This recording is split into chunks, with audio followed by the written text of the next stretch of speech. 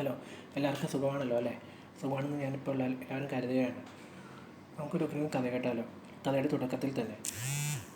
നമസ്കാരം, എൻ്റെ പേര് സതീഷ്. ഞാനിവിടെ പറയുന്നത് വർഷങ്ങൾക്ക് മുമ്പ് കണിശക്കാരനും മുൻകോപിയുമായ രാമേന്ദ്രൻ എന്ന ട്യൂഷൻ മാഷിനുണ്ടായ ഒരു പ്രേതാനുഭവമാണ്.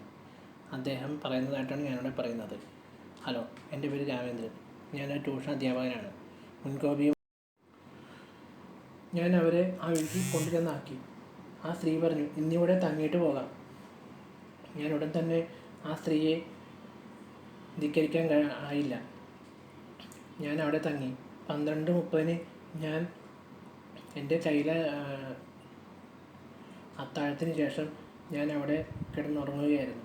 പെട്ടെന്നൊരു പാലപ്പൂവിൻ്റെ ഗന്ധം അവിടെ വരാൻ തുടങ്ങി. ആ പാലപ്പൂവിൻ്റെ ഗന്ധം അവിടെ വന്നതും കുറുക്കന്മാർ ഒരുമിച്ച് ഒരേ ശബ്ദത്തിൽ ഓരിയിടാൻ തുടങ്ങുകയും ചെയ്തു.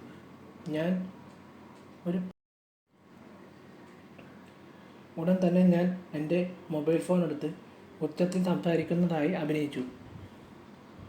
എൻ്റെ കൂട്ടുകാരൻ്റെ അച്ഛൻ മരിച്ചുവെന്ന വാർത്തയാണ് ഫോണിൽ പറഞ്ഞതെന്നാണ് അറിയിക്കാൻ വേണ്ടിയാണ് അങ്ങനെ ഫോൺ ചെയ്തത്. അങ്ങനെ ഫോൺ ചെയ്ത് തന്നെ നേരം വിളിപ്പിച്ചു. സമയം നോക്കിയതും രാവിലെ 5:50. 6 മണിയാവാനായി എന്നുള്ളതിൻ്റെ സിഗ്നലാണത്.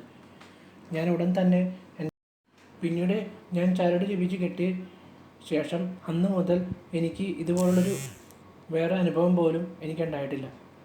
കഥ അവസാനിച്ചിരിക്കുന്നു. എങ്ങനെയുണ്ട് കഥ? എല്ലാവർക്കും ഇഷ്ടപ്പെട്ടല്ലോ അല്ലേ? ഇനി ഇഷ്ടപ്പെട്ടെങ്കിൽ ഈ കഥ എല്ലാവരും കമൻറ്റ് ചെയ്യുക, ലൈക്കും ചെയ്യുക, ഷെയറും ചെയ്യുക. അതുപോലെ തന്നെ സബ്സ്ക്രൈബും ചെയ്യണം. Bell button